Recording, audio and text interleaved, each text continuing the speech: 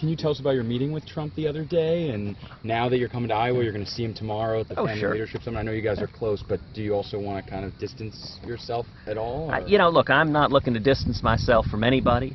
My focus is on listening to the men and women here in Iowa and speaking for the people. I've said many times, I think the biggest divide we've got in this country is not between Democrats and Republicans. The biggest divide we have in this country is between career politicians in Washington, in both parties, who get in bed with lobbyists and special interests. They become part of what I call the Washington cartel, and the biggest divide is between the Washington cartel and the American people. And I believe the only avenue to turning this country around is a grassroots movement.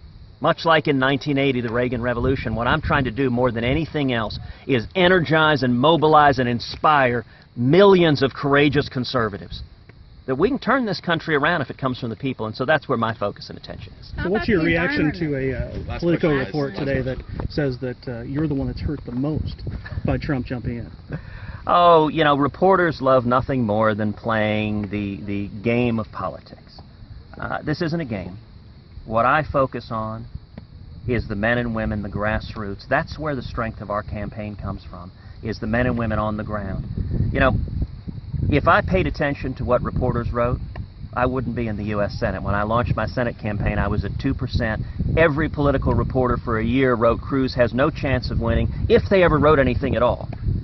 And yet, our campaign was a grassroots campaign, and what we saw was the old Reagan coalition coming together.